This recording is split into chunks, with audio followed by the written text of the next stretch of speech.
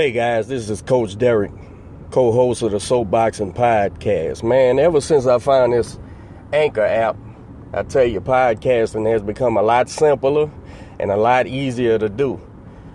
They distribute the podcast over several platforms, and you have to do no work.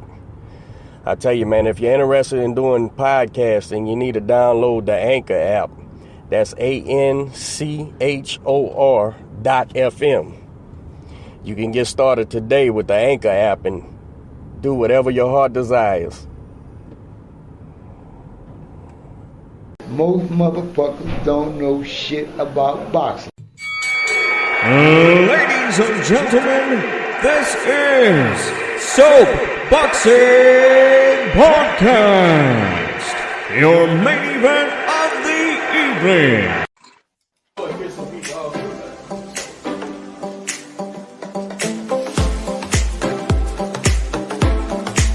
this is hardware, man. S-E-A-A-D-O. Got the Latin American camera. They got some trainers say, and some fighters say, well, I don't watch videos of the guy fighting. I let the coach watch it. This, hey, man. Guys, one thing we know for sure about Wilder, he hit you clean.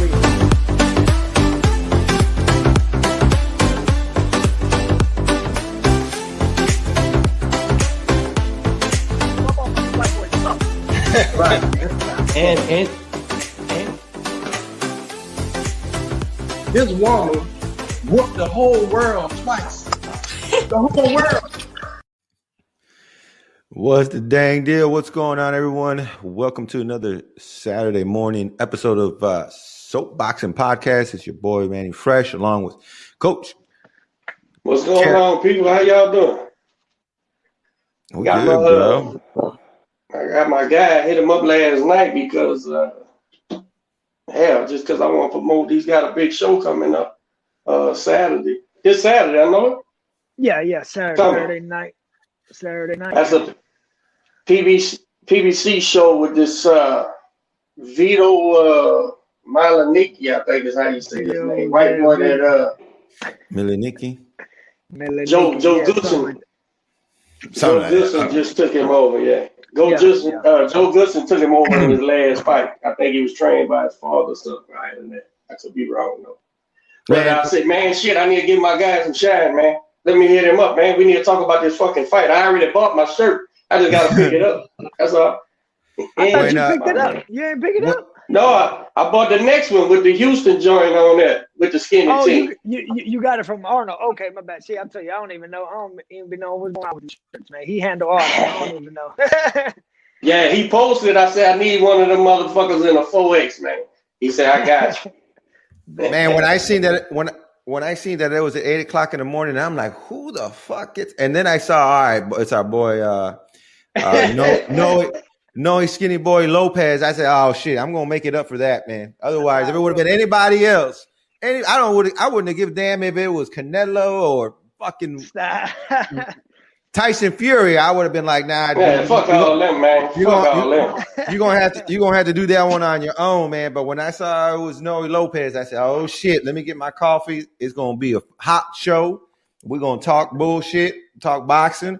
I said, man, I love watching this guy on social media, man. He be coming up with some fucking funny shit. Some bullshit, he be keeping us entertaining inside the ring and outside the ring, my man. So welcome to the show.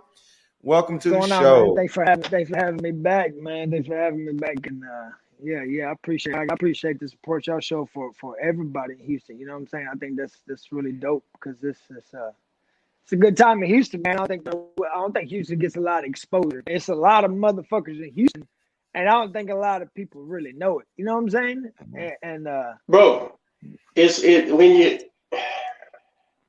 inside the boxing, you know it. You know how many big names is in Houston. Hell, in the last year, the amount of motherfuckers who done bought houses and shit here that fight, you know, and even Reeves came back. You know, everybody's in Houston, man.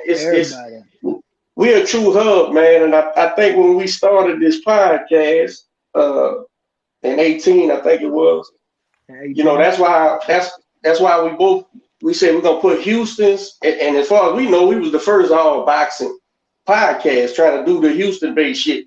So we was like, man, put that shit on there, because even the people who don't know right now, they will know. This is a hub, and this is where it's at. You know what I'm saying? And I've done heard ring writers, different journalists, and they throw us right in there. They throw Texas right in there with LA and New York, bro. You know, hey, you can't deny the shit.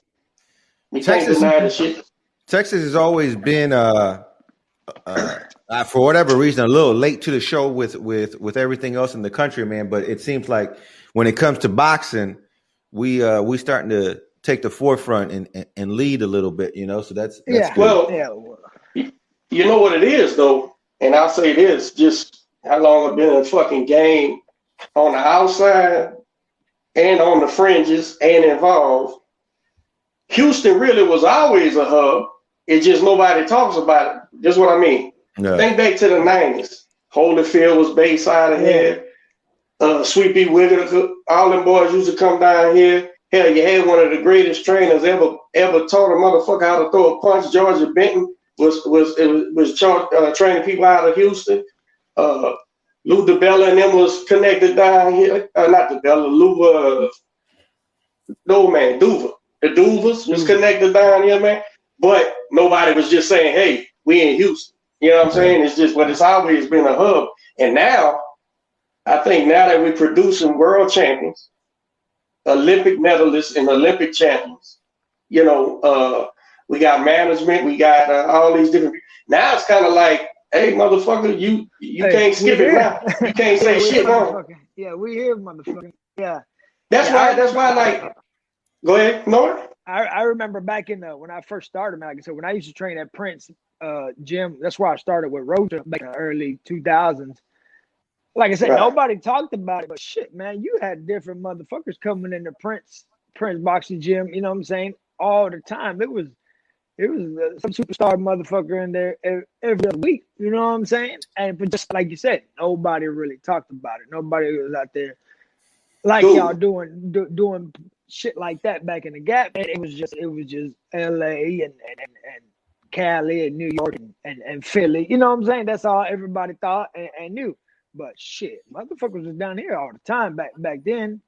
And I'm gonna let you know something. I'm gonna let you know something right now. We going viral right now. We almost at 1,000 followers on YouTube. So we want to make sure we thank everyone that's been watching and supporting. Man, we fire right now. Millions across the world are watching. And in my mind, thousands the new million, bro. Yeah, let's go. All right.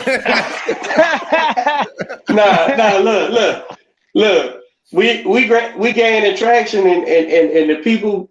You know, like I say, we was in the gym the other day, and I said, man, I looked on the fucking thing, man, and our highest view video is like 180,000 views and shit, and I'm like, fuck, I didn't even realize, because we not computer tech savvy and shit, you know, looking up the analytics and shit, and I'm going, fuck, this shit got 100 comments and shit, I ain't seen none of this shit, but it's our shit we putting out there, and I said, man, we making some traction, bro. But better than that to me is the fighters appreciate it, the boxing people appreciate it. The boxing, we ain't really had no negativity really that I know of. Everybody was, you know. So, hey man, it's a fun ride, and I think it's valuable. Even, you know, whenever it comes monetarily valuable. For the amount of time me and Fresh put in, that's even second nature to, I think it's a voice. It's a way to get the guys out there saying what they're doing, promoting fights, putting Houston on the map even more so, because it's on the map. We ain't put it on the map, but we doing this podcast and trying to shed light on it. And like I said, man, 20 years ago, when my cousin did the De La Hoya TV show, and that was over, and he was fighting shit. They brought him to Houston, put him up in the high rise down there by Maine.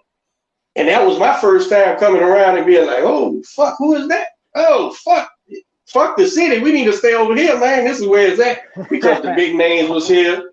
You know, Bill Benton was still big dog matchmaking. Bobby was cutting his teeth. Me and Bobby's the same age. He was cutting his teeth as a trainer. All these guys, man, and just looking around saying, oh, no, this is where it's at.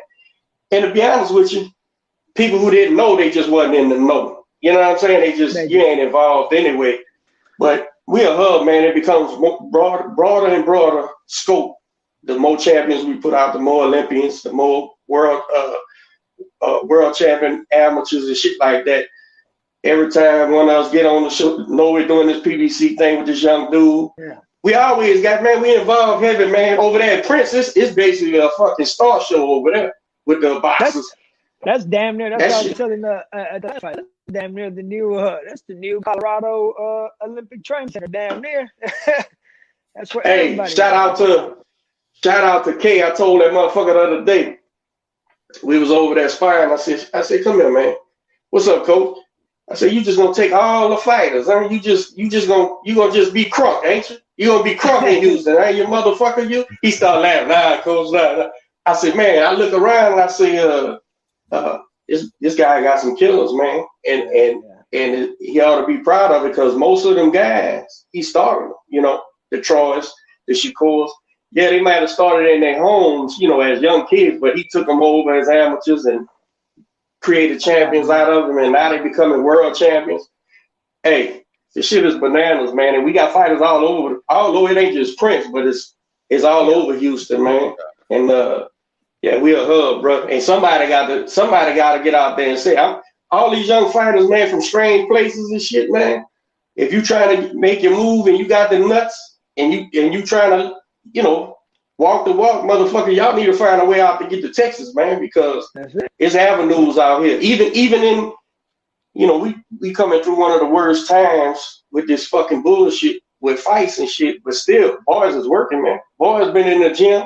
This shit ain't never stopped down here. Like, I'm telling you, last 2 times we went out to Alabama and everybody like, oh man, we ain't been able to train. We had to go and train. I said, dog, ain't shit stop in Houston. I don't know about Texas, but I don't know Houston. I was like, a goddamn thing stopped. So we've been training nonstop since before shit went. You know what I'm saying? I had a little bullshit injury.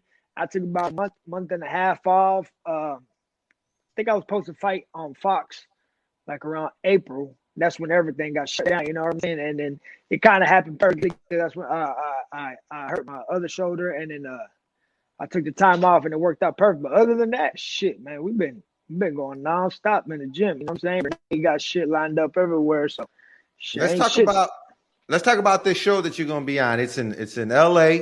It's on Fox. It's the TBG Promotions. Who's that? Tom Brown? Tom Brown Promotions. Man, yeah, I don't know. I first started following that and seeing who it is. TGB. I guess they're doing a lot of the PBC shows now. But yeah, it's their show Saturday night on Fox. I think we're supposed to be the opening bout. You know, the TV bout. How would you describe this upcoming fight, bro? You're 10-3 going up against an undefeated fighter. What does this fight mean to you, and how you approaching it? I mean, it really mean everything, though. It's just like, I mean, I think every fight coming up is your biggest fight, right? But this is definitely the biggest fight of my career. It's a big opportunity. You know what I'm saying? Coming off a loss that was a close fight. Like, all right, this what happened there? It was a decision, huh? Yeah, it was a decision. They gave it to he got the decision. I thought I controlled the fight. I thought I did what I wanted. You know what I'm saying? To be real with you, I don't think neither one of us really did shit. To keep it 100. But that was kind of my game plan. You know what I'm saying? Like I told me and Renee said, we got to make it a boring fight. This is a small, short, fast motherfucker. We can't get mixed up in his. You know what I'm saying? We keep him on the outside, make it a boring fight, control him, and I believe that's what we did, dog. You know what I'm saying? We controlled the fight. He ain't touched nothing, but I won't get into the politics. It was damn near in his backyard. You know what I'm saying? Right, he had right. all his people. That's what I thought was the issue was, you know, going into his backyard might have played a factor into it. The decision. Yeah, and every punch they threw or missed or whatever, you know, they making noise or whatever. So I'm like, Whatever y'all Didn't want. you didn't you send me that fight? No, I think somebody I had sent it to me. Yeah, I tagged you in the video or sent it to you. Yeah. My boy had it. He kind of screen Yeah. recorded it, whatever.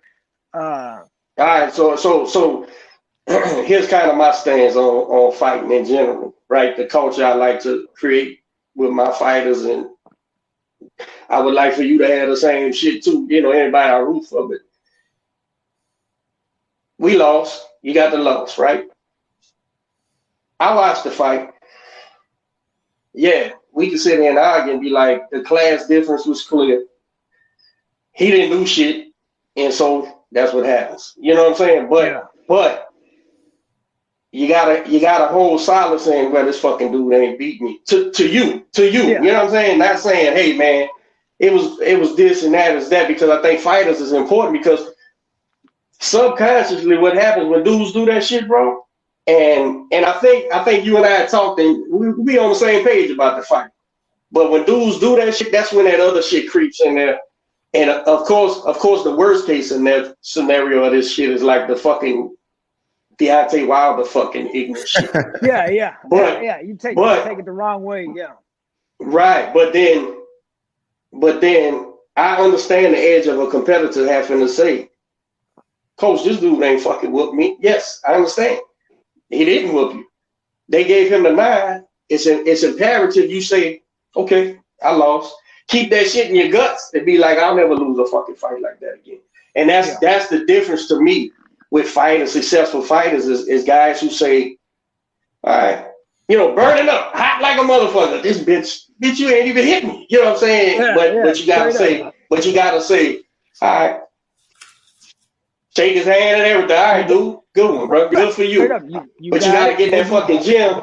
And the next time you find yourself in that position, in that square, you say, oh no, not tonight.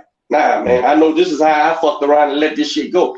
Because if you understand that you lost the fight, not him. He didn't win it. You lost the fight, giving them the opportunity to take it from you. I think that's imperative, at least in my mind, that's imperative with fighters, bro. They got to understand, this guy, your opponent, doesn't own the dominion over what happens in his ring. And if you think it does, we got a problem. We got a fucking problem. You own your own finish of this fight. In other words, you chose not to press. You chose to stay defensive. You chose to let him throw them wild ass shit that ain't landing. But every fan in the crowd's going, ooh, and you looking at these motherfuckers like, okay, it's one of these nights. Y'all don't know what the fuck's happening. Yeah. It's up to you to convince them what's happening, and the judges, you know. And not, I'm gonna stop fresh, but I gotta put this one up. It's up to you to drag this motherfucker over there in front, to have the wherewithal before y'all started fighting. See, this is why you can't concern yourself with the opponent.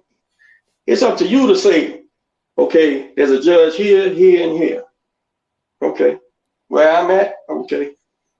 Ooh, let me drag this motherfucker over here and get away. Now he's seen what just happened.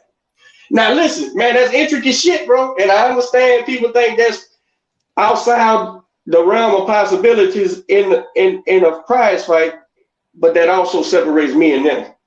You bring their ass over there, take that with you. You know, make it control his hands. You in a fight with your feet and everything else. You know what I'm saying? And all those things. These things are intricate, bro. So it's important that you say, all right, Skinny, you motherfucker, you talking to yourself. I let this motherfucker squeak by with this shit. Fuck that. I'm not doing that. And if it comes a time where you in there with this motherfucker, this next motherfucker or whoever, that's when the honesty is important. That's when you say, that's when yourself's going, you let me go. Can you live like that or not?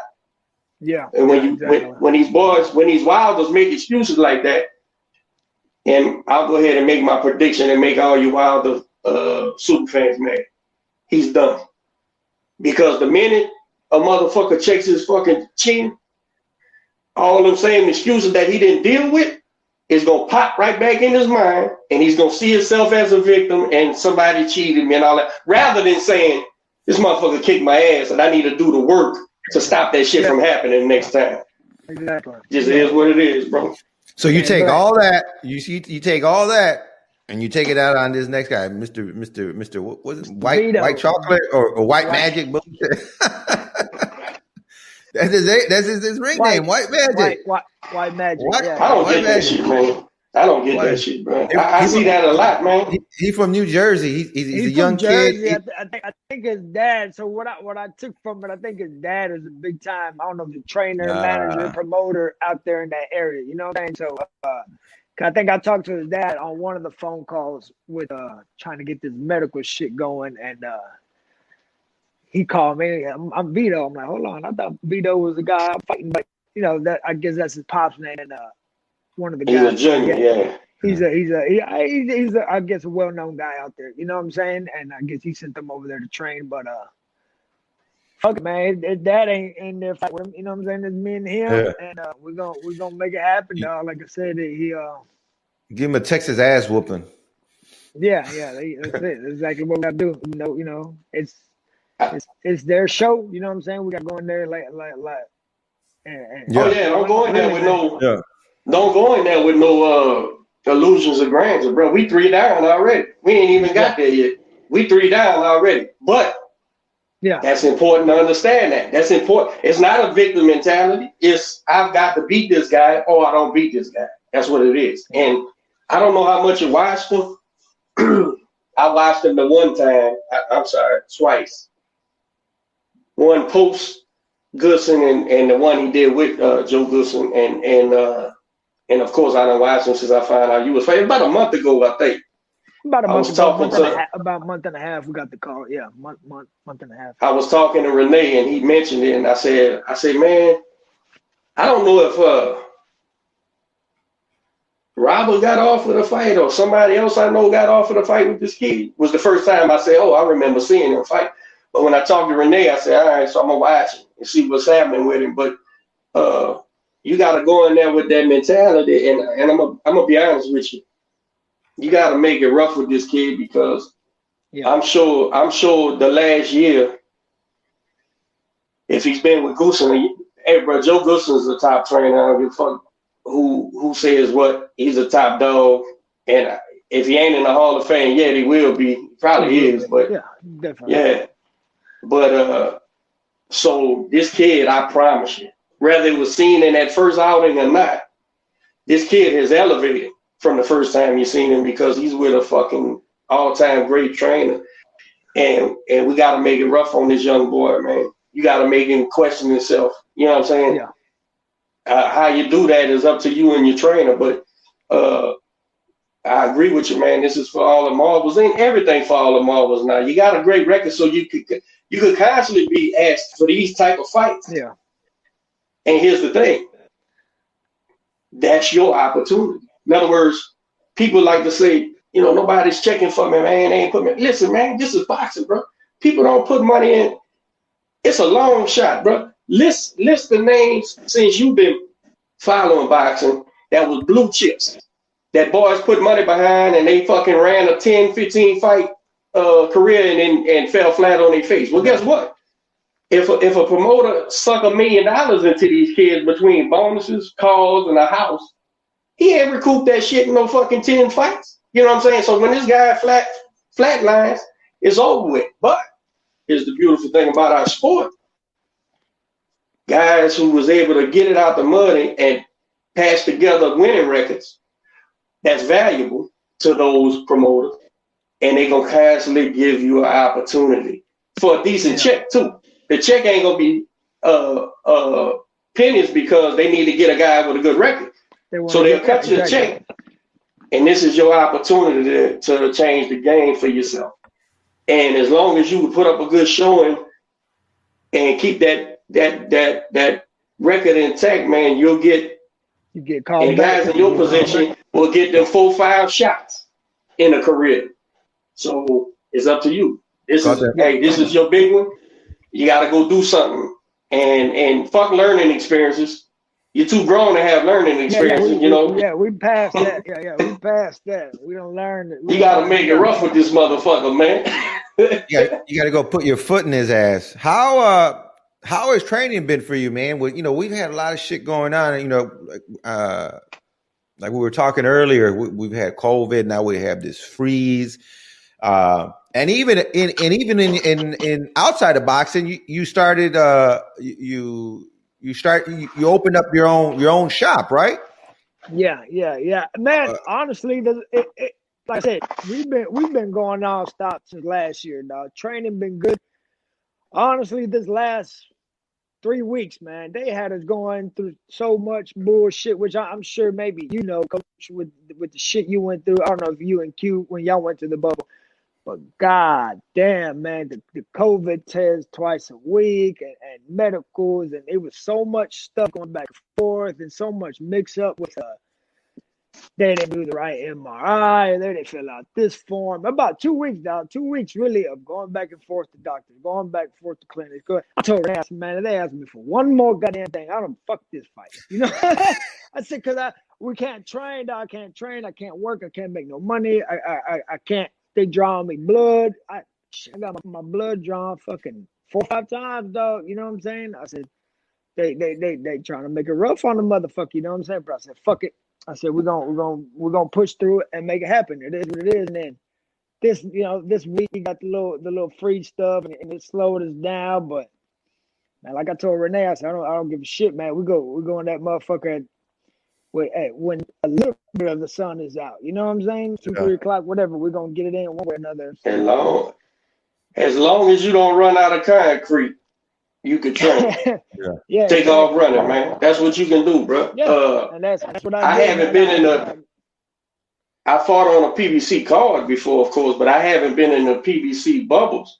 We was in the top rank bubble, and I guess we had to do COVID testing for Robert's last fight. And it was kind of like a bubble, like half crowd or something. But the top rank bubble, I liked it, but.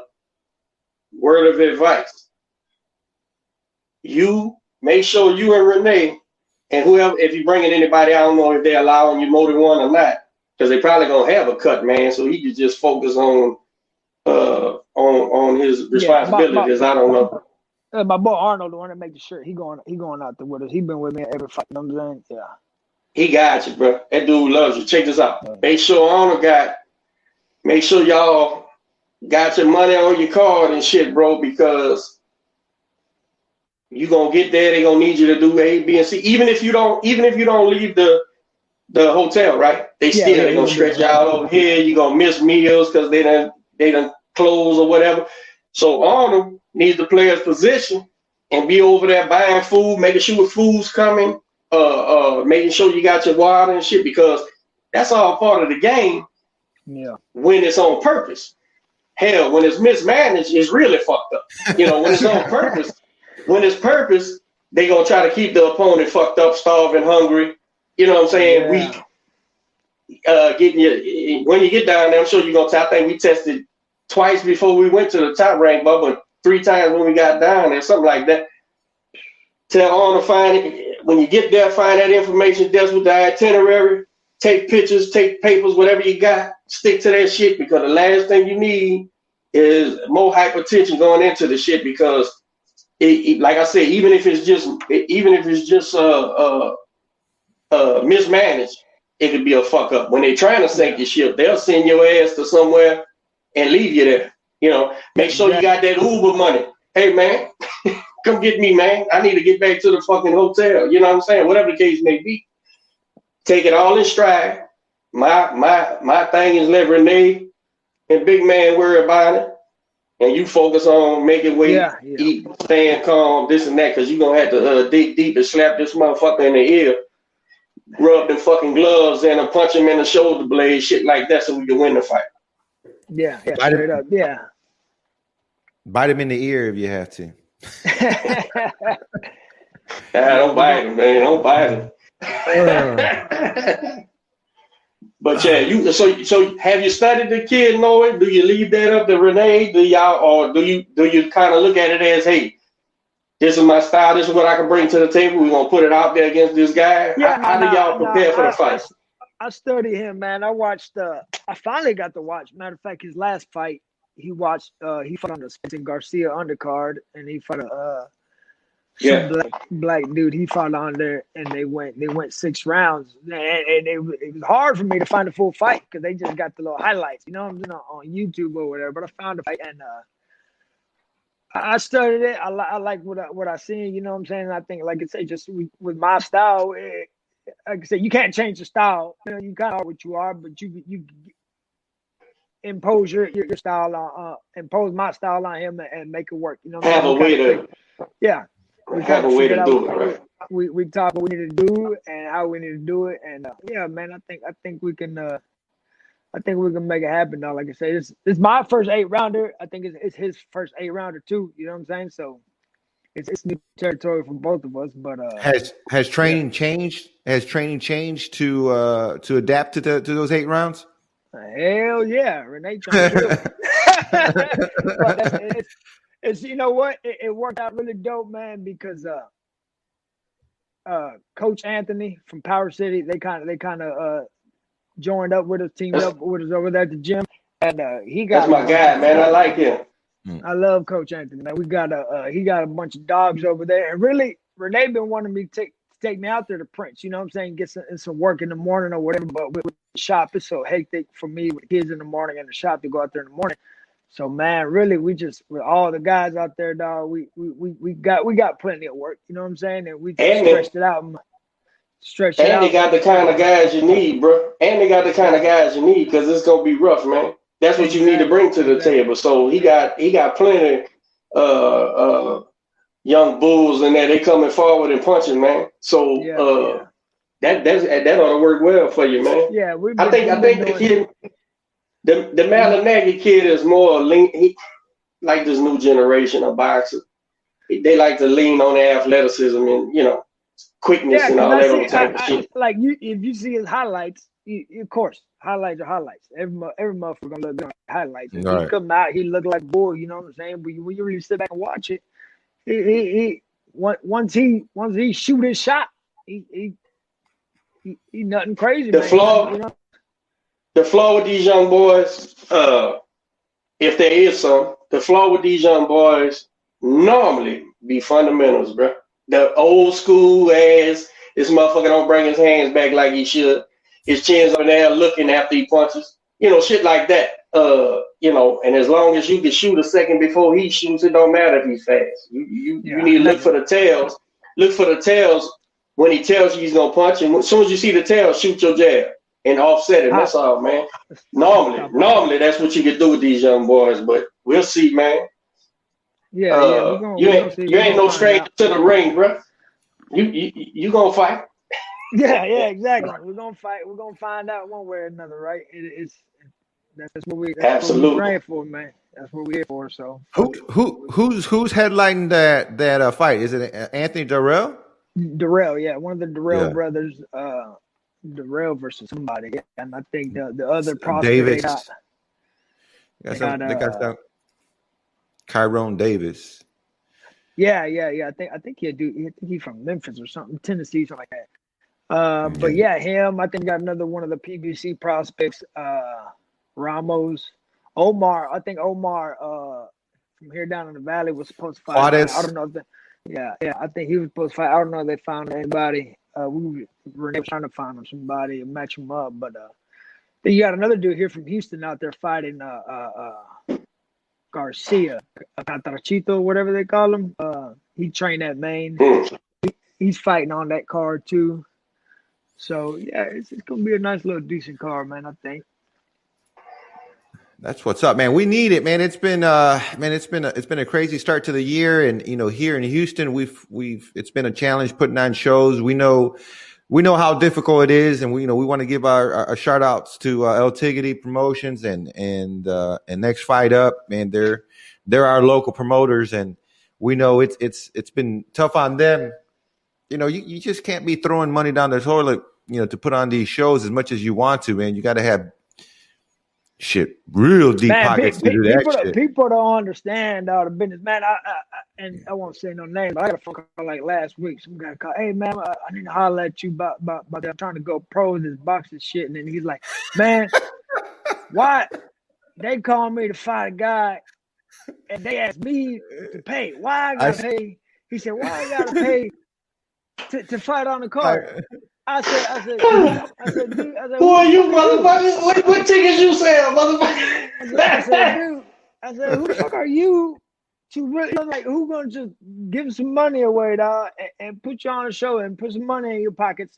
I mean, obviously if you was that special, you'd be fucking signed to somebody, and then they would be doing it. You know what I'm saying? And no knock to him, but obviously you're not, because now you would be signed. But that's the way games go, dog. Ain't nobody throwing away money around this motherfucker just to showcase your talent for no fucking reason. You know what I'm saying? Like that's a sure motherfucker who better go fucking start fighting amateur somewhere and start learning from the ground up what boxing. Listen, the only thing a motherfucker's gonna give away in this game is opportunities to get your ass whooped. That's it. And they don't want to get him away free. So, but again, you know what you know.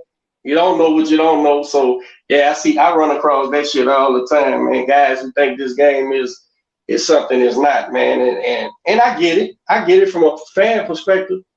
I don't know what the fuck it takes to be a collegiate football player and sign to a manager and then sign to the NFL. I don't know what that details, how that process is, or none of that shit. So fans, bro, are funny, bro. Fans really think they know shit, bro. It's so much shit you don't know, man, that you can't possibly know shit.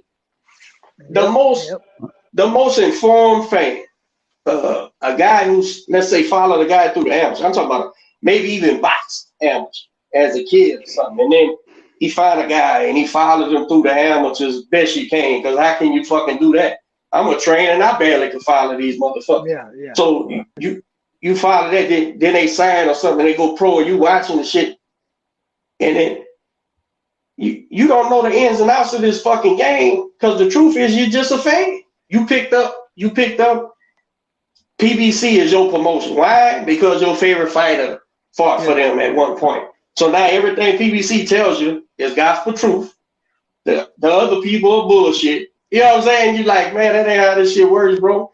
And you can know everything about a fighter, his wins, losses, his weaknesses, all this shit, and that's still just one aspect of a particular guy who has a career in boxing. But and I'm all fuck telling motherfuckers. I get calls all the time, man. Coaches.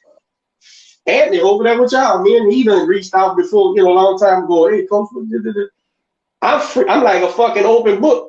But motherfuckers be like, if they don't like you, they with the other side. I'm with these guys. Well, okay, stay over there with them fucking dummies you with and lose then, because that's what's gonna happen. But I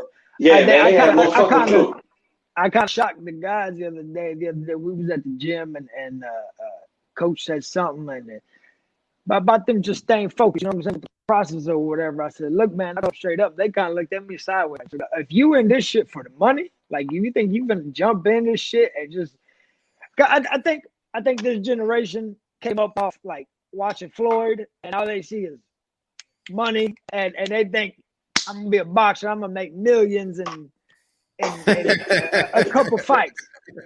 Right. I said, if you in this shit for money, as retarded as that, you in it for the wrong reason. You really gotta like love this shit and hope the money come later. You know what I'm saying? Yeah. And the money damn near gotta be a byproduct, right, of all the work that you doing because you're a fighter. Right, exactly. Like you really gotta love this shit. Like I tell people, my last 3 fights, I done lost money. You know what I'm saying? I done came out of my. I ain't got no manager, dog. Renee, my manager, he look out for me. I know what you're saying. I ain't got no motherfucking promoter, and all that shit come out of my sponsors, out of my pocket. Dog, I done lost money. The guy I was talking to last week, like, you paid for that? Dog, I came out of my pocket, dog. You know what I'm saying? It's an investment. It's an investment. It's a long-term investment, risky investment. Yeah. But it's an investment nonetheless. This shit ain't. Name the guy, bro. You can. How many famous boxers ain't got a fucking wooden nickel? How many famous known fighters made it to the man? That's world champions, bro. They didn't make no money. They didn't make no money, and they became world champion of whatever division, whatever. You know, it's so many fucking parts, bro. It's so many moving parts, man. And if you don't hire yourself, perfect example. Training fighters 23 years, right? 10 years ago, I decided I'm charging what I charge. Why? Because it ain't worth me going home and hearing about how I put so much into these boys, and for them to just fall off. And life falls off, right?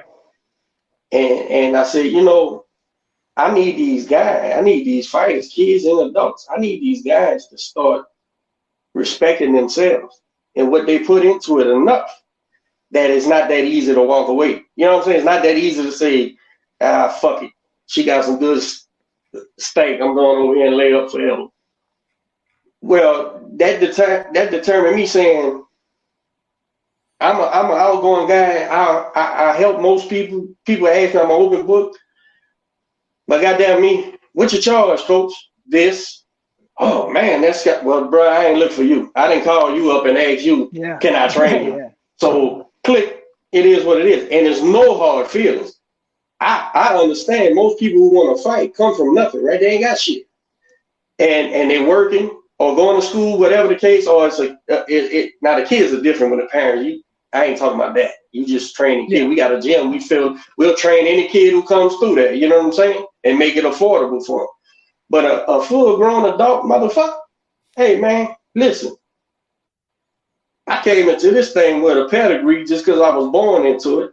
Secondly, done had success, improved, and you telling me that's too much for you. The average gym's too much for you. You don't need to be over here, bro, because there's 1,000 motherfuckers around there that teach by osmosis and figure you'll get hit in the head enough times, you'll learn to duck, and let's go.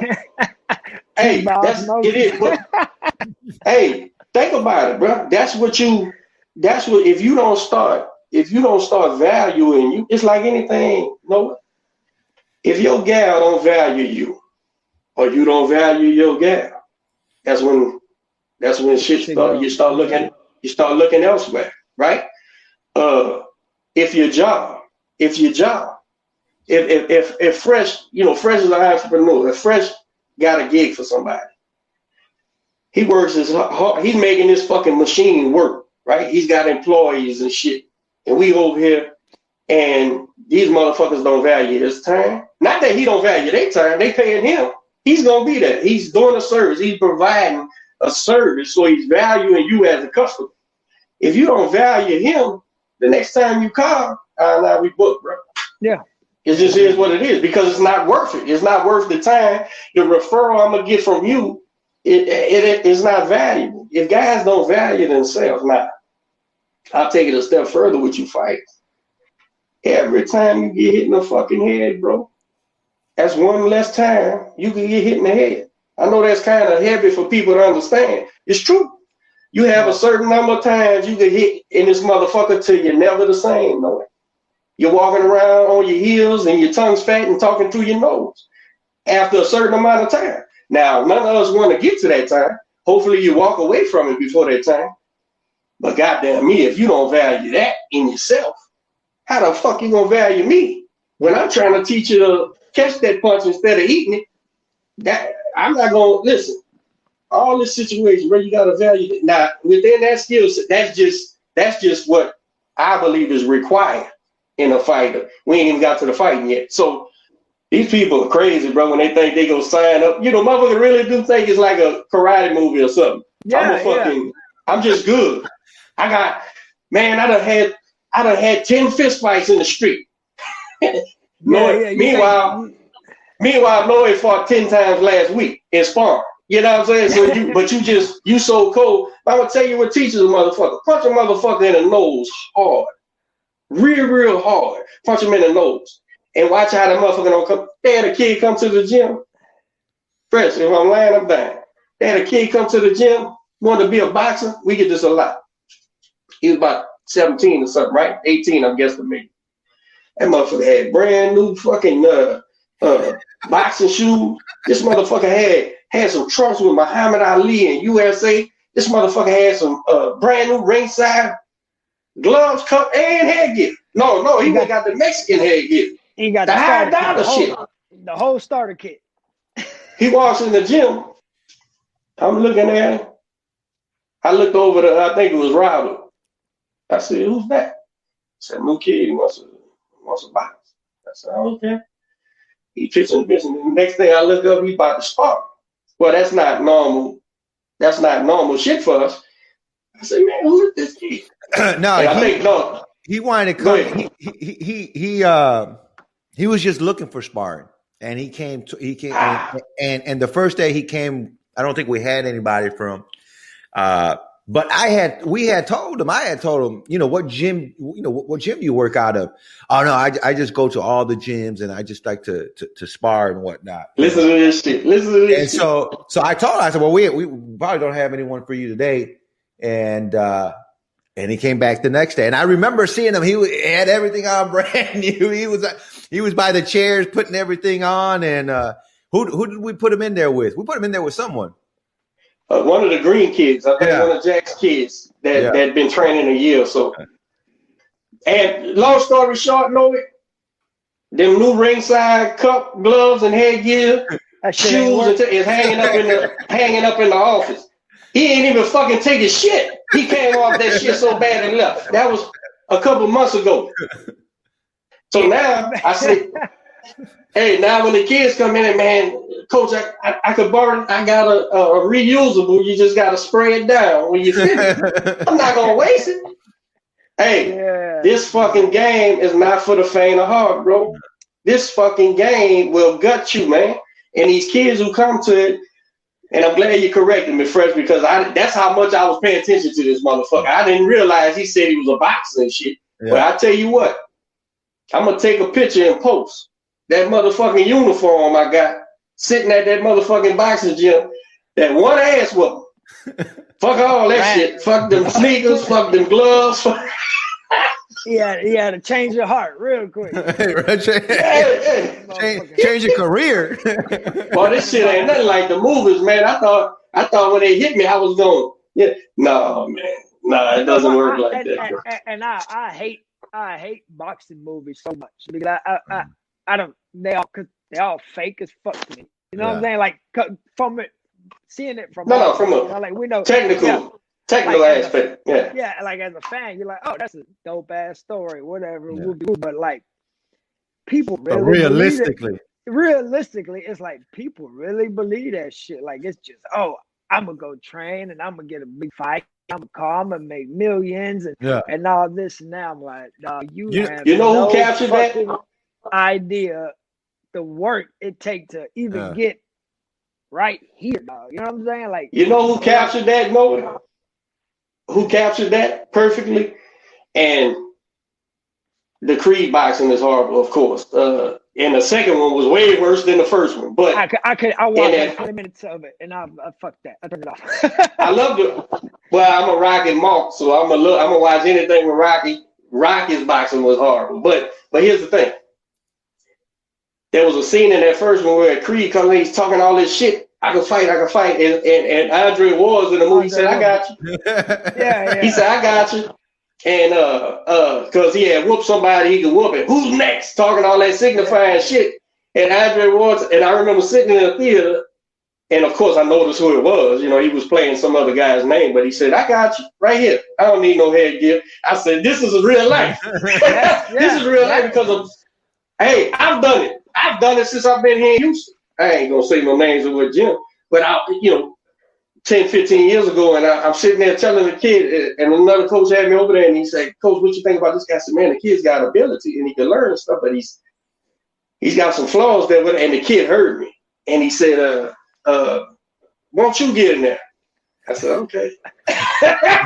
and basically pushed him into the ropes and beat him up in fucking a minute long. Good thing, because I couldn't have fucking boxed with this young kid, but he was so flawed fundamentally and thought he was doing his Floyd Mayweather all that bullshit. Yeah. And Durant his fucking ass into the corner. But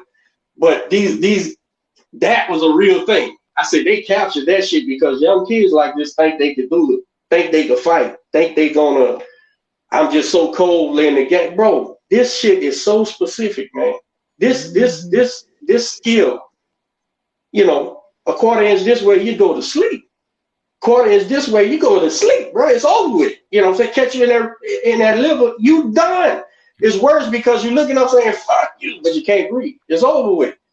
These guys, bro, the fans are funny, bro. Hollywood loves to glorify, likes to glorify shit. And boy, but the shit that really goes on, the grind, the pain, the sweat, the mistakes, the whole thing, just trying to get to the gym, dealing with shit at home, doing the fucking workout, it's a motherfucker.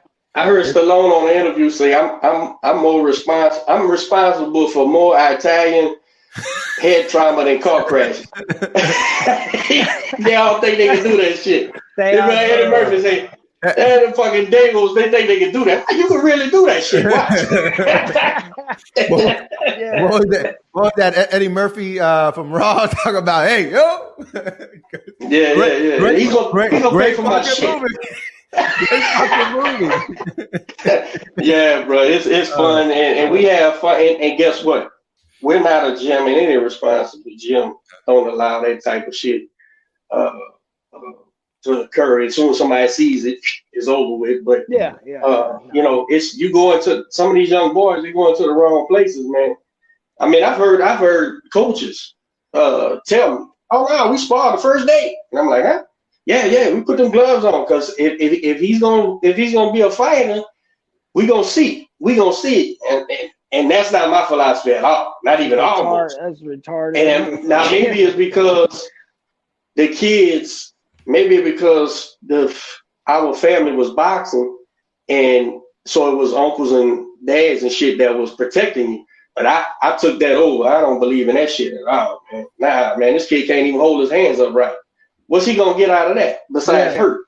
Besides getting fucked up, you gotta learn. You no point in you just going in there and getting beat up or somebody making a highlight at you because what the fuck you can get out of that? Not a goddamn thing. You know what I'm saying? Nothing. We got some good shit going on tonight, man. I know tonight's gonna be some fireworks, bro. I tell everybody, Valdez, man, he might like my top three just to watch. You know what I'm saying? Fan wise, I love watching Valdez every fight. You know what I'm saying? He is what he is. The fan in me, I love watching Valdez fight, man. You know what you're gonna get out of him every fucking time. I think that top ranked card's pretty good. They got that prospect Rodriguez, that hard hitting guy, Elvis Rodriguez. Elvis Rodriguez, right? Puerto Rican, Cuban, something like that. Dominican. Yeah. Dominican, okay. They're all the same. They're not Mexican. They're not Mexicans, huh? Yeah. And then you got AB, and I don't care what anybody say. AB is everybody gonna tune in and watch the goddamn AB clown show. You know what I'm saying? It is. You think he's gonna? You think they're getting him a win for this title that was vacated at 40? I'm hoping him and Reed just see each other for this title, man. You see that 40 title got vacated. Which one? The 140 that PBC was in control of, because Josh Taylor and Ramirez have the 40s, right? Except, man, who is this guy? One Mario, San Antonio kid, Mario. He vacated it? Barrios. Yeah, Barrios. Yeah. He vacated. Unless I'm wrong, but I think he vacated. How smart of him, dude.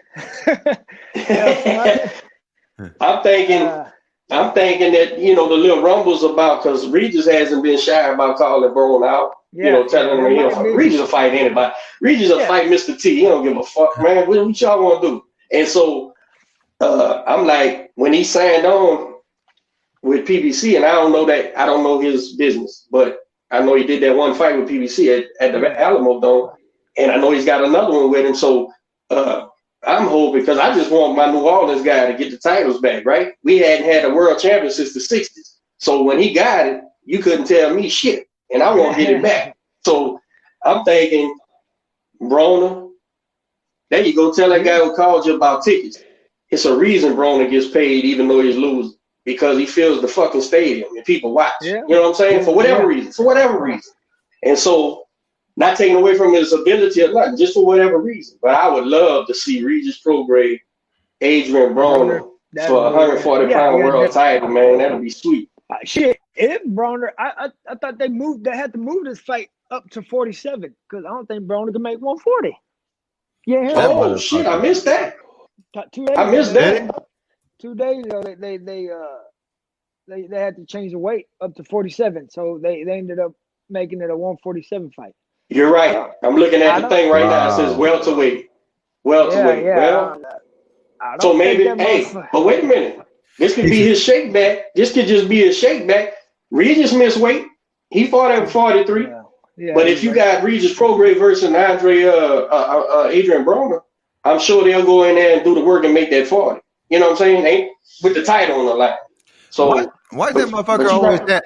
Why he always have so many issues, man, making weight? He blow up. You see how fast the motherfucker get after doing the fight? He was doing that when he was it's a unified champion. There's always an issue with that dude in weight. Whatever. Genetics, bro. Genetics. Some guys gotta live like a Spartan. Gotta live like a Spartan to maintain. Some guys can't eat fucking fajitas, bro, and fucking the what's the fajita in, man? Fuck the brisket. No, the bread, man. Tortilla. Oh, they eat the fucking tortillas. they blow up, bro. Yeah, you see his dad. His dad a big boy. His dad a big boy. Yeah, man. He's shaped like the letter. He's shaped like the letter O. That motherfucker. I want him in shape, man. I want him to make fucking weight. I want to see that goddamn Regis fight. I know Regis has been fucking asking for it, man. He wants to get in the ring with fucking with Broner, man. And I think it'd be a great fight. I think Regis wins hands down, man. But as long as this motherfucker keep blowing up, I think it makes it just that it's much gonna be tougher. hard. Yeah, it's gonna be hard. This is make that 140. Some people that Josh Kelly kid is fighting that go ahead, Fresh. What you about to say? I was gonna say some people out fucking Eat themselves out of a title. Huh? Yeah, no, outpriced. Some people outprice themselves. That motherfucker out eats himself. That Josh Kelly kid that England was so high up on, and I know he had a draw, I think, last time out or the time before that. He's fighting a guy supposed to be a real fight. I know I was offered a fight with him for Robert over there, I think. You know, like, yeah, get the fuck out of here. Who? Are you fucking retarded? Josh Kelly. Oh yeah. This young junior welterweight that everybody's so high on, or welterweight. That's what it was. We went to 40. He was at 47. He hit a little plateau, man. He was supposed to be like on some Lomachenko type shit and Olympian and all. Oh, he was supposed to be the white Floyd. Anytime somebody's the next something, my antenna goes up already. I'm like, okay, another mimic. Here we go with this bullshit. So that's not a good way to promote people to me. You know what I'm saying? You better develop him into his own fight. But I don't know. The kid can fight. I ain't saying he can't. But and then you got that Burchell, that Valdez. You think Valdez pulls it out or what? Oh man, I don't see him pulling it out, dog. Burchell's a fucking tank, dog, and he's too strong, though, I think. And honestly, like as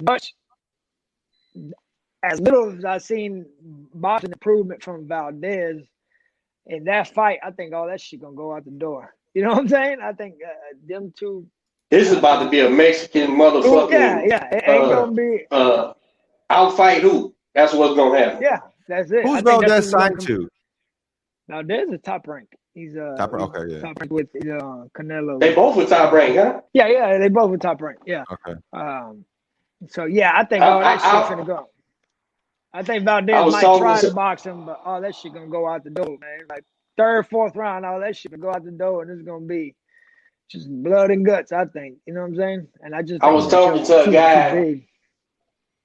I was talking to a guy, and you know, because I'm not as educated on either one of them as probably need to be, but you know, I was like, well, at look wise, you know, you say Valdez is maybe a millimeter more talented, more skilled and stuff. I said, but and the guy was like, yeah, but coach, that shit ain't gonna matter. The way they about to fight and Richard, he's picking Richard, and he said, what does Valdez do when he done pitched the bitch through 6 and Burchell's still left?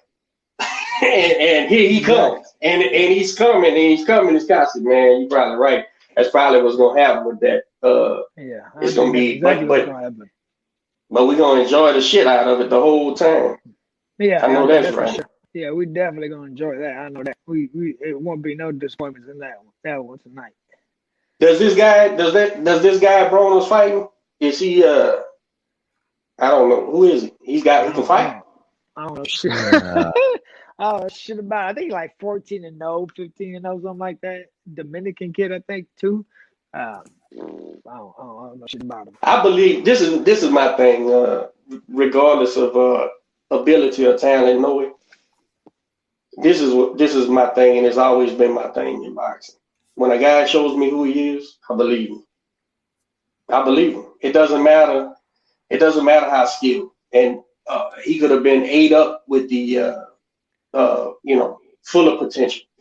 Once the guy shows me he's not gonna let it hang out to win a fight, I'll bank on that. See, it's easy when you're never behind, right?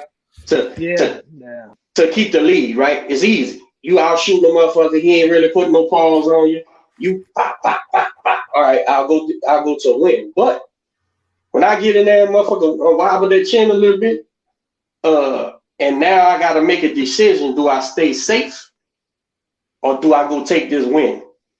Once a guy shows me that 3-4 times, bro, I mean, what the fuck else is there what is there else to see for me? Now, does Broner have to overcome something against this guy? I don't know. If he don't, he probably wins, right? But if this guy puts up some trouble and the rounds are even going into them championship rounds, man, I trust your actions prior.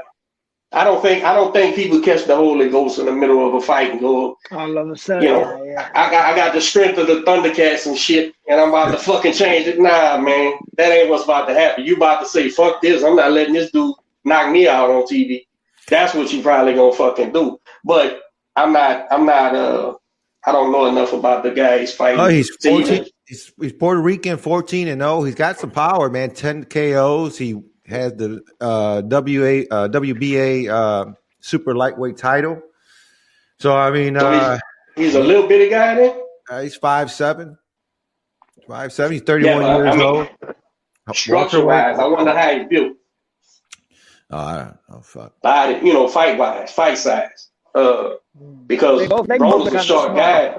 Yeah, they both are kind of small at the weigh. I think they pretty similar from what I've seen at the weigh-in. He not way too bigger than him, I think. All right, how quick?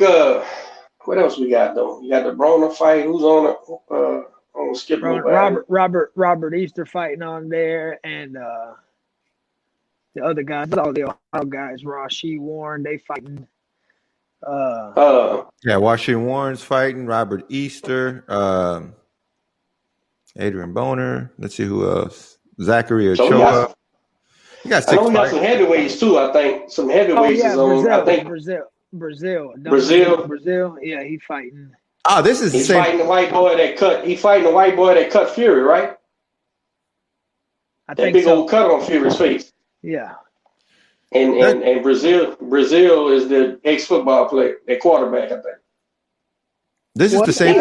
He can box a little bit, but heavyweights, brother. This is the same promotion that you fighting on, huh? This is the same promotion that put on your show. Yeah, the TGB's on this one too. Yeah. What's TGB? The fuck? I don't know. That's what I'm saying. I just like kind of seeing it start coming up. I don't know. They taking those guys CBC shows. Those guys don't want you to know who they are, bro. That's why they do that.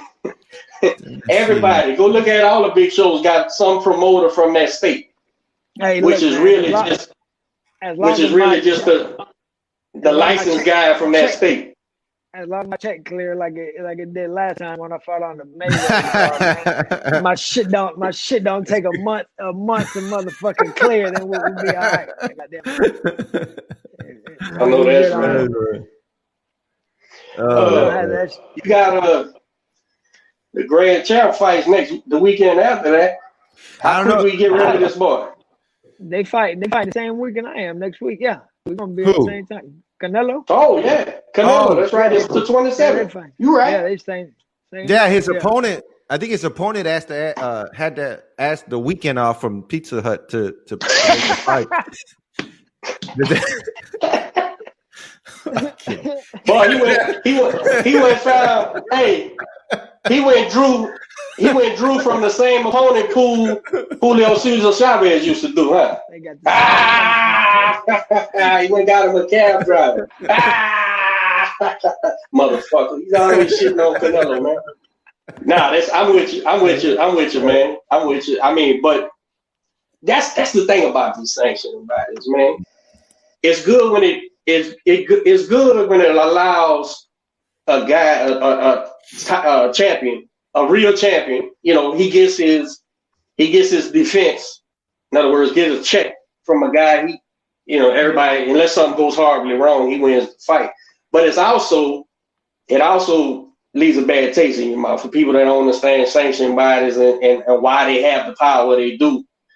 Whether or not you agree with them, they own the title. Make your own title up and make it valuable and get the right fighter to represent you. Then your title becomes legitimate. Yeah. Till then, dude, 20 years ago, check this out. 20 years ago, if a motherfucker told you the WBC was going to dilute their fucking title this much, and I understand the sports fan don't understand that. They still hold the green belt as the belt, right? And I guess it is, but bruh, silver champions, American champions, diamond champion, bro. If you'd have told us that when Oscar De La Hoya was fighting fucking Sweepy Whitaker for fucking WBC title or whatever fight, that one day the WBC not only would have a title for a welterweight, but they got 5 other ones. You know what I'm saying? It's like, what? Nah, man, get the fuck out of here. So it's kind of like, man, it devalues them, but until the people, that's where the fans matter. Until the fans start saying, that shit don't mean shit. It ain't gonna mean shit, right? And then then the WBC is gonna have to say, get rid of this, and this, and this. Now, I like the titles as far as fighters getting a check and getting the represent, and they become champions. I'm not against that. I'm not against them getting their titles, but fuck, man, this everybody's a champion. You can't spit from here to there without hitting a fucking champion, bro. It's insane to me. The email champion, all types. That's the worstest one. That's the worstest one right there, bro. I listen, and I go in some of the. Hey, shout out to these the LDC. I like her. All right, fellas. I know that's y'all guys, bro. Hey, shout out. I fucks with some of them. They support my kid. They support my fighter. I support their platform. But, bro, the guy's an email champion, bro. Quit acting like he's the fucking top dog at lightweight, man. Teofimo Lopez is the fucking man there. Now, whatever they got to do to get Devin Haney and him in the ring, y'all figure it out. Keep barking, make it happen. But I'm not going to play along. I'm not going to pretend with you like this motherfucker's a world champion, man. Nah. None of that shit matters, bro. What's going on with the other guy?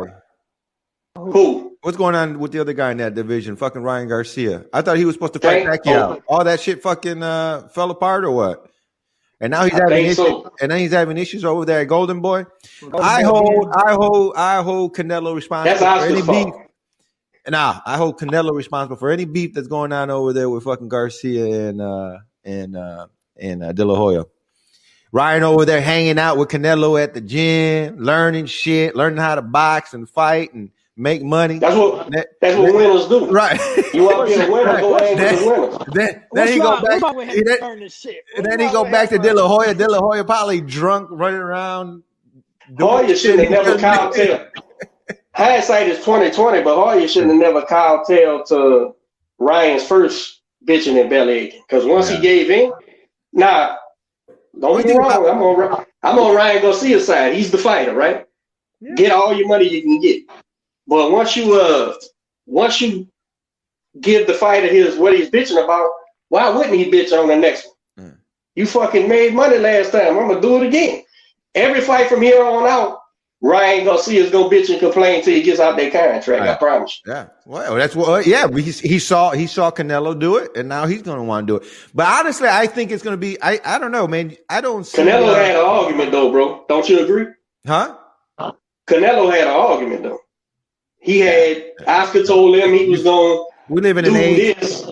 We live in an age where you can make an argument for anything, and it fucking makes sense. Well, he got him out the contract. The judge said you can't misrepresent a fucking fighter. That's what I mean. Yeah. Ryan is just extorting because he sees fucking Canelo eating and shit. Man, fuck this dude, clown ass dude. Man, give me some money. I think a De La Hoya is going to be in a fucking. I think his mind, and I might be wrong, but I think he'll probably be like, you know what? I've been doing this shit my whole life. I proved everything that I've had to prove. I've been a world champion. He brought Canelo along. He contributed to Canelo's fucking career. He's had a successful run at promoting. I wouldn't be surprised if he says, "Fuck this, I'm done with the bullshit," and right off the sunset. Yeah, and run off into the sunset. Because I don't see if Ryan does get out of this fucking contract, I just don't see how any boxer would want to continue in a relationship. Yeah, it's just like you're weak. You know, you're moving from a weak position because if I don't like something, I'm gonna fucking bitch and rant until I get out the contract. And I just don't think at this particular time in his life. It's a fight worth fighting. Fuck it, but it's a new world. It's a new world too. Right. 1,000%. Everything works different. So, but at the same time, right? Because people are saying, well, Canelo's going to go out and start his own promotion company. At the same time, I don't see a Canelo promotion being that successful. Because right now he's just in his prime in his fucking career. He needs to be focused. Listen, when you start, Noe, he won't be running the promotion. He won't be running it. I don't. But I'm with you because two things. What you're saying, right. I think, and finish my bad. But the second thing is the game is changing. There's almost like how record companies aren't needed anymore, right?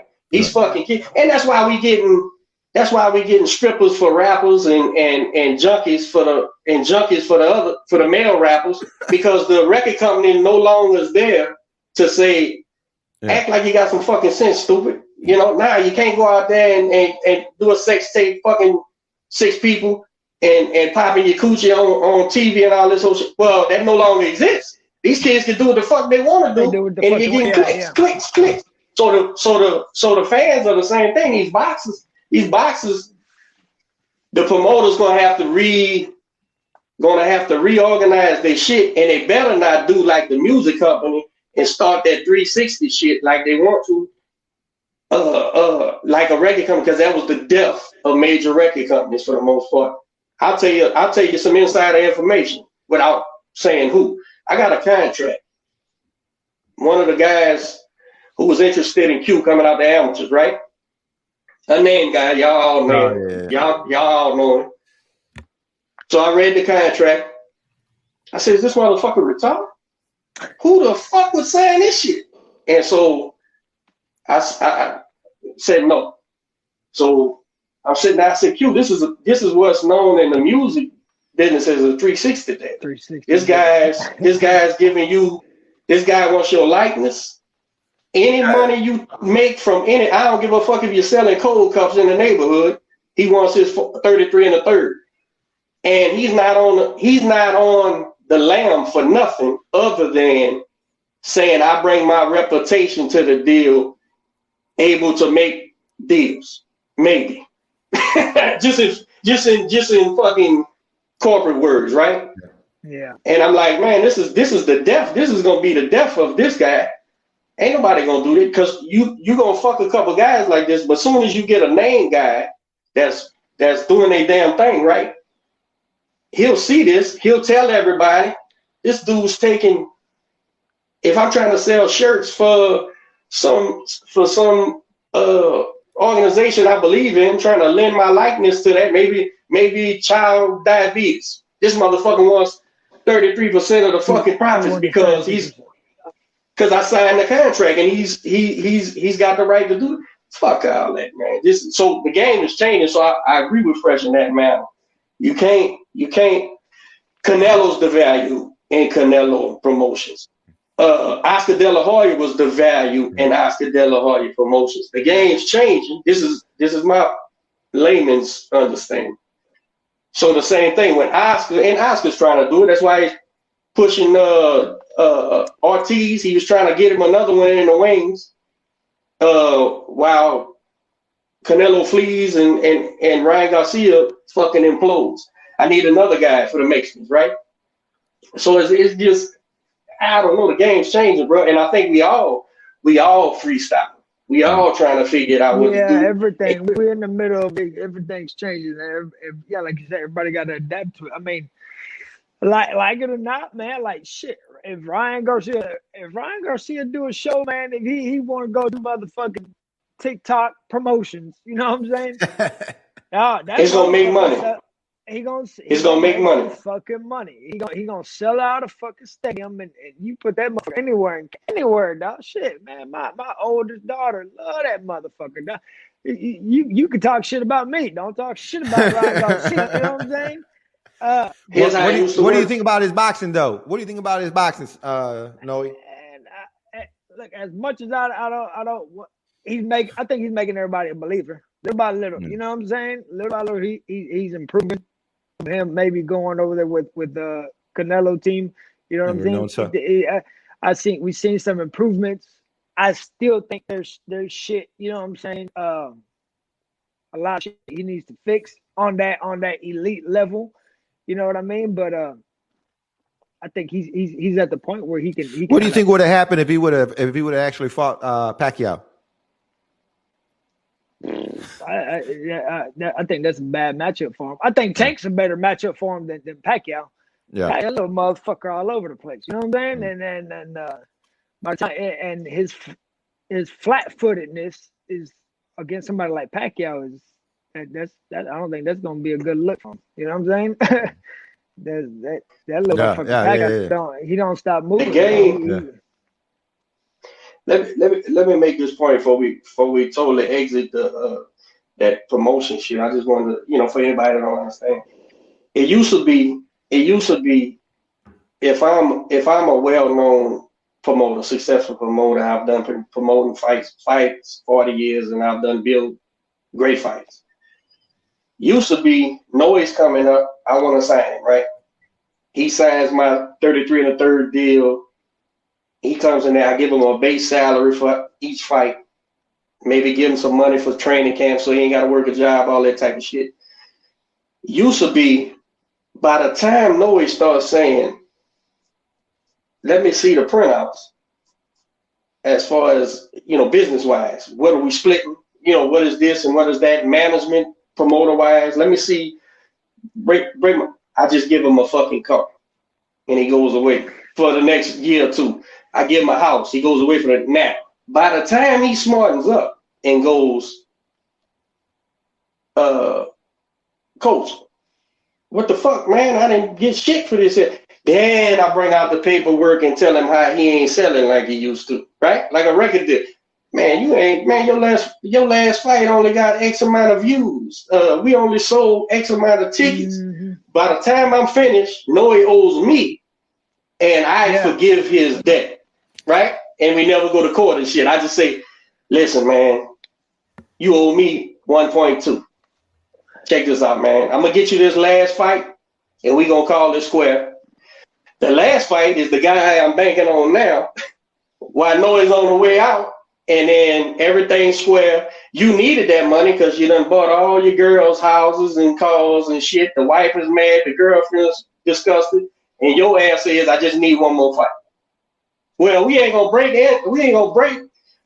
even on this fight. You're gonna get a flat rate. Plus, you probably lose because now your time's over and I'm outmatching you. And I'm getting my new guy on anyway. Yeah.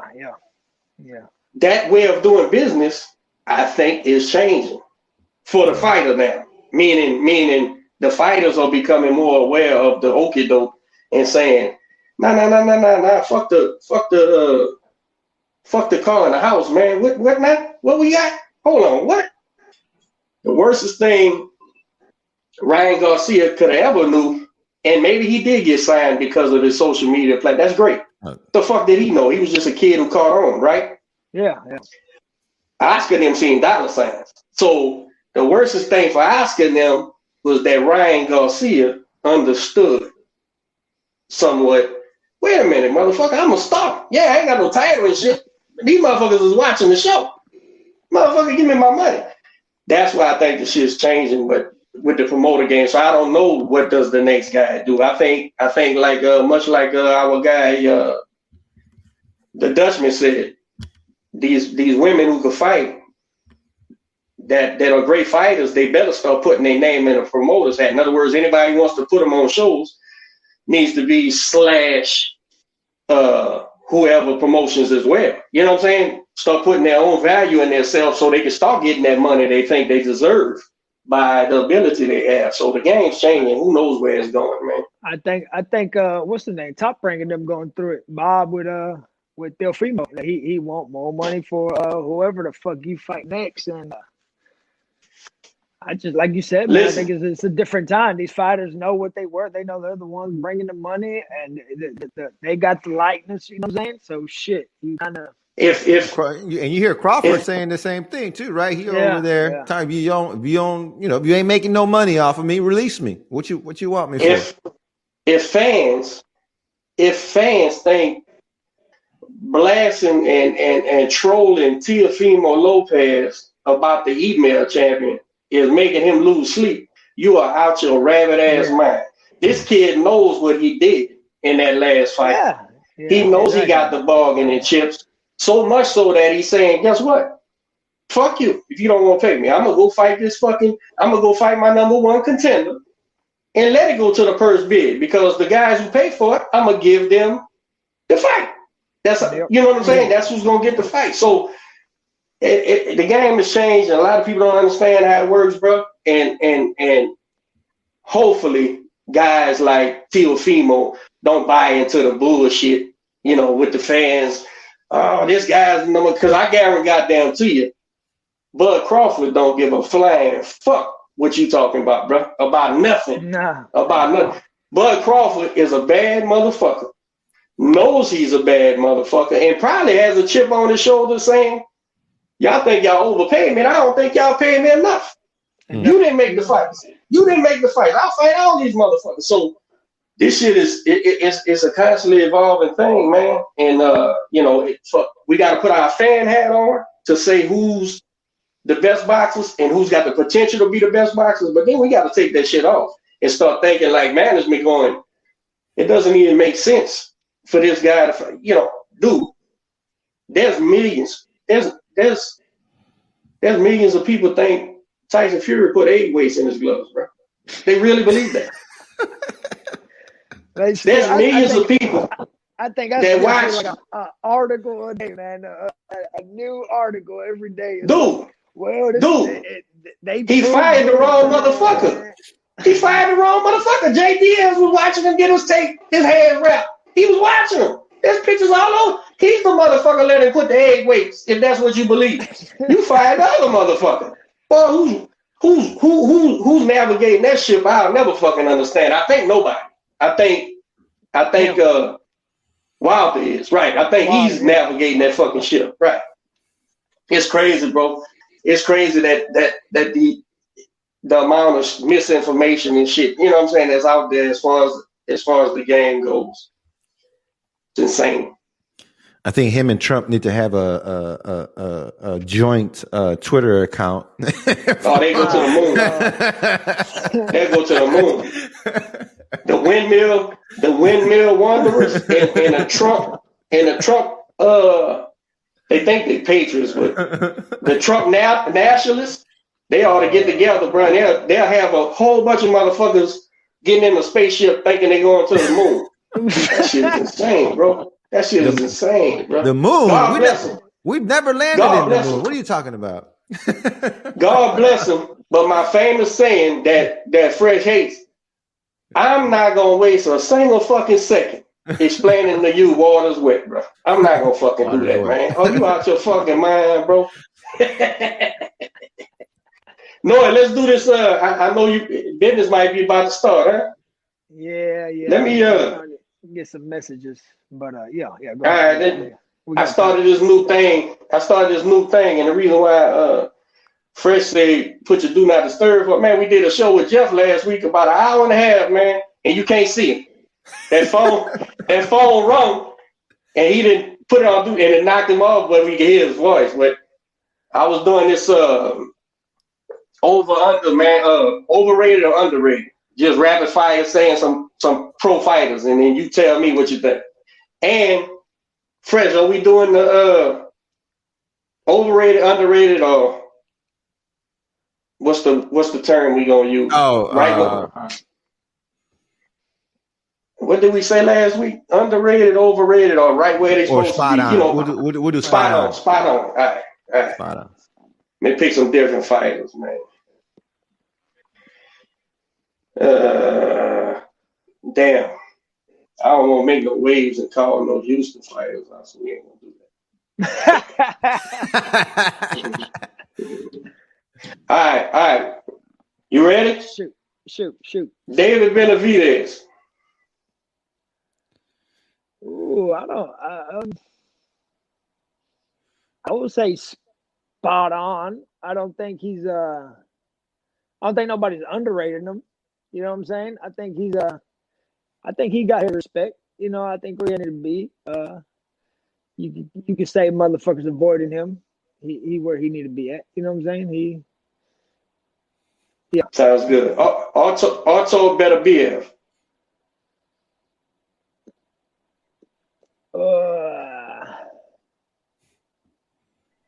Man, I don't pay attention too much to them guys, man. But I say he proved where he's at. A big strong motherfucker. People talk Boogie Man. I think that's the Boogie Man. Motherfuckers don't even mention him, bro, at all about nothing. Nah, man, fuck that dude. The couple shit I seen him, that motherfucker look like it hurt when he punched. Yeah, he's a different animal, huh? Yeah, I think he's spot on, man. I think he got his respect. I'll put it that way. If you were saying spot on, I'll say he got his respect where he needed to be at. You know what I'm saying? Tank Davis.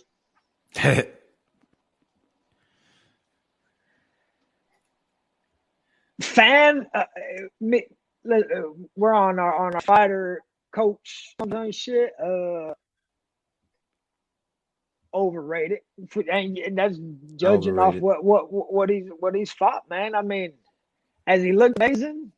Yeah, versus bantamweights and smaller guys. You know what I'm saying?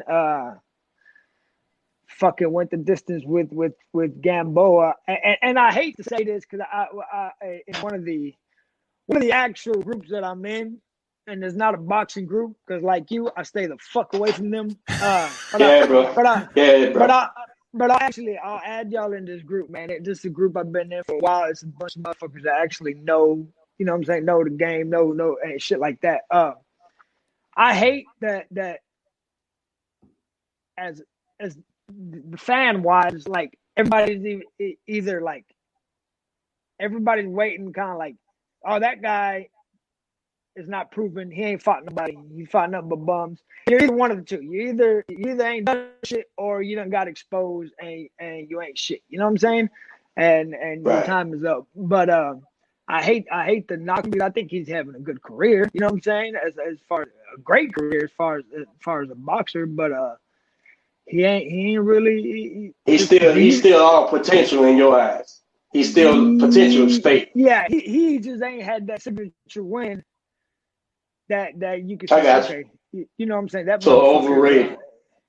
yeah, You I'll got, say overrated. Yeah, for the hype he Andy got Ruiz. overrated. Andy Ruiz Jr. Fuck. He's gonna make us say shit, huh? Fuck. No comment. God, come on, man. Come on, man. In the heavyweights nowadays, I think he's Yeah. underrated, though. I think he's underrated for what he brings Really? to the table, his skill wise. I'm completely with you. Way underrated. Fucking dude can fight. Yeah. That motherfucker can fight. Compared to now, like you can be one of the old heads and compared to motherfucking Tyson, blah blah, Holyfield or whatever. Yeah, that's neither here nor there. Yeah, we worry about right now, and I think compared to the motherfuckers, He's one of the elite. He's one of the elite skilled heavyweights today, and he's underrated. Right? When was the last time he fought? Joshua. When he shit the bed against and that was way before the pandemic, right? Yeah. Yeah, but he's with Canelo now, so that's a whole nother game. Is he? Yeah. Or he just hanging out with him? No, man. Did he sign up with him? He loses weight. He come back as a middleweight. Yeah, not signed. He's being trained. He's being trained by Eddie Reynoso. Is he? All right, yeah. We'll see. I got him overrated right now. We'll see. One more, last one. I'm doing this little interview. I'll be out there right now. Go ahead. Caleb Plant. Overrated. I like him, but he ain't fought nobody. He ain't done shit. You know what I'm saying? I like his style, but he ain't. He's overrated, underrated. Even though I like him, I'll say overrated. He ain't proved nothing, really. You know what I'm saying? I think you to get to that point, you gotta beat somebody. Though. You gotta go out there like Delfimo did Loma. You know what I'm saying? Like motherfucking I'll say I won't give Spence too much credit for the Garcia, but like Spence went and beat Porter. You know what I'm saying? A fight like that where you're like, all right, this motherfucker guy. You know what I'm saying? I give Spence credit for beating both Garcias. Shit, Danny and fucking Mikey. Yeah, I mean they're world champion fighters, but like I think we knew neither one was gonna bring something special out of Spence. You know what I'm saying? You know every time Porter step in the ring, I fucking hate watching Porter fight.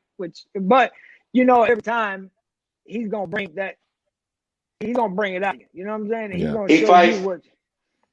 He fights like a football player, but he's the best football player fighting motherfucker they got. Yeah. That linebacker can box. Goddamn it. I think that brought it out of him, and I think he shit like that. So I think if you want to get that respect,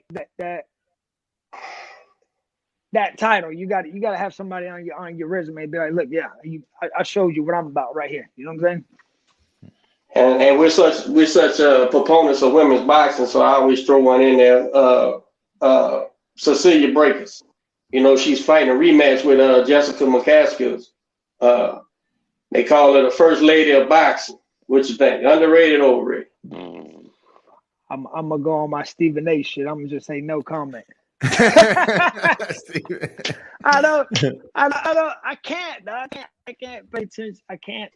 It don't attract me, dog. It's not the boxing wise. It's just I don't watch the woman. I can't. You know what I'm saying? It don't start you up. That's all. Ain't nothing wrong with that. I ain't gonna lie to you. Yeah.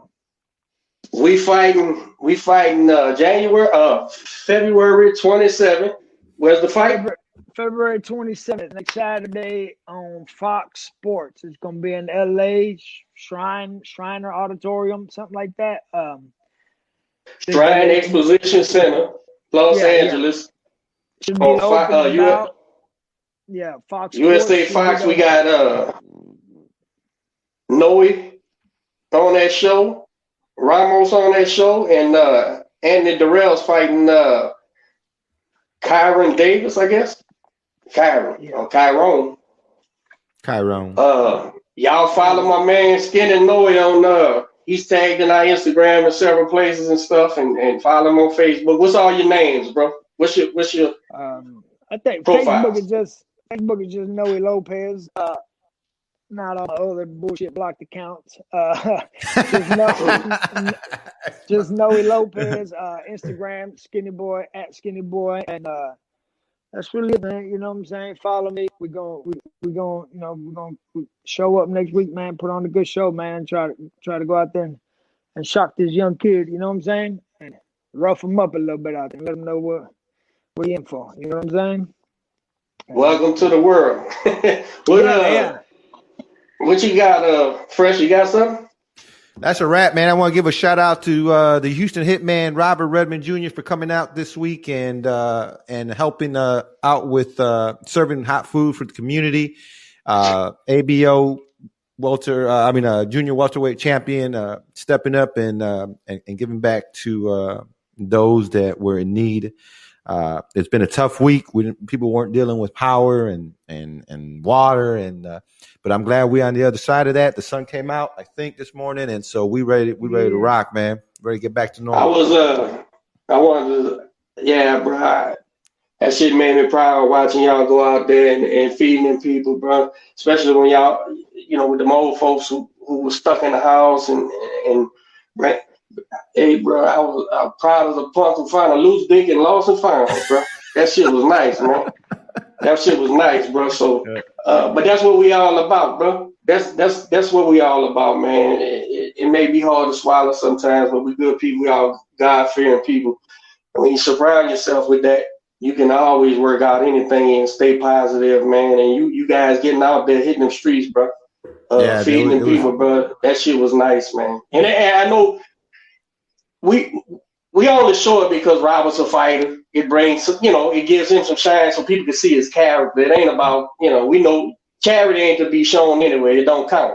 But to see you guys out there actually doing something, when people were stuck in the house, no water, no heat, no, you know what I'm saying? Hey, it's tremendous, bro. And I applaud y'all guys. Whenever we post anything like that, it's not to post what we're doing. It's more of we take pride because we're in a position to help out when we can. Motherfuckers, let me tell you something. You can go on my Facebook and I can guarantee you every fucking sofa, every floor that I've ever slept on, them people are there. They're seeing what we do. And for me, it's letting them know, hey, every time you let me sleep on your floor, every time you let me sleep on your sofa, every time you let me sleep in your barber shop because I didn't have nowhere else to go, this is because of you. I'm able to give back because you motherfuckers looked out for me. So it's never of, hey, look what we're doing, putting our hands in there. It's like, hey, thank you for believing in me because now I'm able to repay others or repay to others what you guys invested in me. So I never, when motherfuckers say, oh, you shouldn't be, posting this or, you're just doing it. Nah, motherfucker, you don't know shit, motherfucker. You don't know. You weren't there. You don't know. You weren't. Did you let me sleep in your sofa? Did you let me sleep on your floor? Did you help me out with somebody? It's about appreciation. It's about appreciation, not pass on the back, bro. But anyway, listen. Exactly. Yeah. So I take that. When I hear shit like that, it makes me smile because I just know that you don't know. You don't know. You don't know the path that it took to get here. Just like in boxing, right, motherfuckers. They put on these movies. Right. And then all of a sudden motherfuckers want to go get the shoes, the gloves, the headgear. And then they step in the motherfucking ring and they're like, oh, never mind. This ain't for me. It's the same thing with life, bro. They see a clip on Facebook. Oh, this motherfucker doing now. You have no fucking clue. But Those that do, they know. And they'll send me a text or they'll send me a message or they'll call me up and they say, bro, man, we're really proud of you, bro. Man, we appreciate, that's what's up. And so, and same thing with Robert, when I have Robert come out and do shit or he's doing shit, it's not to boast. It's not to show off. It's like, hey, he understands. We understand what it's like. And so, it's not in a pride of what we're doing. It's more of like Derek said, it's more of a show of appreciation. We're grateful. We're grateful that we're able to do this. And yeah, we take pride in being able to do this because we could be somewhere else.